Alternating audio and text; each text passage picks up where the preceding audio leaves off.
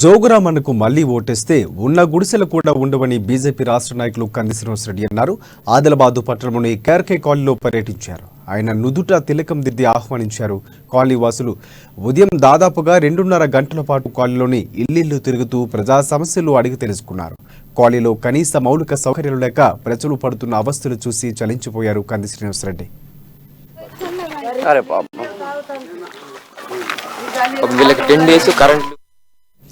మంత్రిగా 4 సార్లు ఎమ్మెల్యేగా ఉండి ఇదేనా నువ్వు చేసింది అభివృద్ధి అని ఎమ్మెల్యే జోగురామన్ను సూటిగా ప్రశ్నించారు.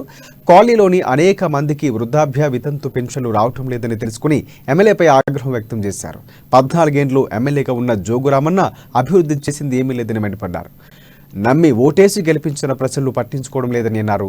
14 ఏళ్లకు పైగా కాలనీలో నివాసం ఉంటున్న ప్రజలకు కనీస మౌలిక వసతులు కరువయ్యాయంటూ ఆవేదన వ్యక్తం చేశారు. కనీసం రోడ్లు, తాగునీరు, విద్యుత్ సౌకర్యం లేదన్నారు.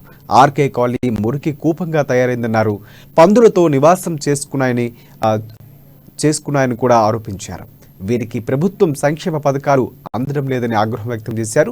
ఆయన వెంట బీజేపీ నాయకులు సంతోష్ రెడ్డి, రాజ్ కుమార్, కృష్ణారెడ్డి, संजीव, आकाश, ऋषि, देवीदास तदितरुलु उन्नारु. मराठी आता इधर आपका घर है? आपको घर नहीं है?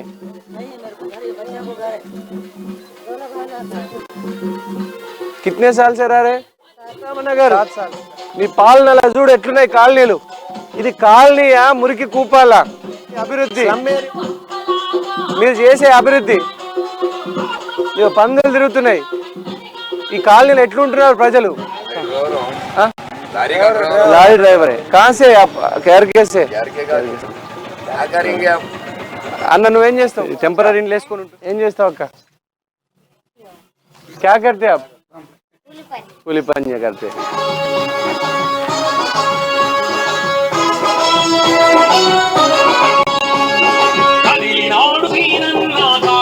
क्या काम करते आप? ఏం చేస్తారు మీరు? మేస్త్రి పని చేస్తారు. ఇదేనా ఇల్లు? కేఆర్కే కాలనీ సమస్యల పుట్ట. ఇక్కడ ఎవ్వరికి కనీసం అంటే కనీస సౌకర్యాలు, రోడ్డు లేవు. ఈ జోగురామన్న పాపం వల్ల 14 ఏళ్ల నుంచి ఎమ్మెల్యేగా మేము అందరం ప్రజలందరూ కలిసి గెలిపిస్తే ఈ జోగురామన్న మొద్దు నిద్రపోయి, కుంభకర్ణ నిద్రపోయి ప్రజలకి ఎటువంటి మేలు సౌకర్యాలు కల్పించకుండా ప్రభుత్వ డబ్బుల్ని, ప్రభుత్వ సొమ్ముల్ని పప్పు బెల్లాల్లాగా మెక్కేస్తున్నారు జోగురామన్న మనుషులు.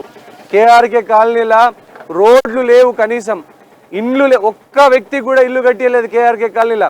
వాళ్ళు గుడిసెలు వేసుకొని, టీన్లు వేసుకొని చాలా దారుణమైనటువంటి పరిస్థితుల్లో ఉంటున్నారు కేఆర్కే కాలనీలా.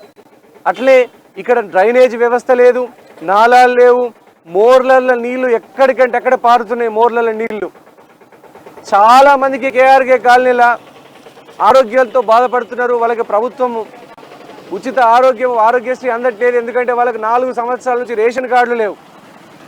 పేదోళ్ళు, గరీబోళ్ళు ఈ కేఆర్కే కాలనీలో బతుకుతున్నారు. వాళ్ళకి మినిమం సౌకర్యాలు, కనీస సౌకర్యాలు కల్పించలేకుండా జోగురామన్న మొద్దు నిద్రపోతున్నాడు, కుంభకర్ణ నిద్రపోతున్నాడు. అన్ని పైసలు జోగురామన్న మనుషులే కొట్టేస్తున్నారు. జోగురామన్న కొడుకులు మనుషులే అన్ని పైసలు తింటున్నారని ప్రజలందరూ ఆరోపిస్తున్నారు.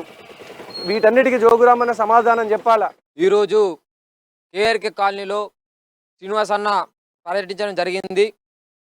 చెప్పాలంటే ఇప్పటివరకు ఆదిలాబాద్ జిల్లాలో ఎవరు కూడా 6:30కి అంత ప్రొద్దున వేకోజామున 6:30కి అందరి సమస్యల గురించి ప్రతి ఇంటికి వెళ్ళి గడప గడపను తాకి అన్న ప్రతి ఇంటికి వెళ్ళి ప్రతి ఒక్కరితో మాట్లాడి వారి యొక్క కష్టాలు, వారి యొక్క బాధలు, వాళ్ళు అనుభవిస్తున్న ఆవేదనలు అన్నీ చూసి చాలా చలించిపోయారు. మరి తెలంగాణ రాష్ట్ర ప్రభుత్వంలో మన ఆదిలాబాద్ జిల్లాలో జరుగుతున్న ఈ యొక్క పరిపాలన గురించి ఆయన వ్యతిరేకించారు. మరి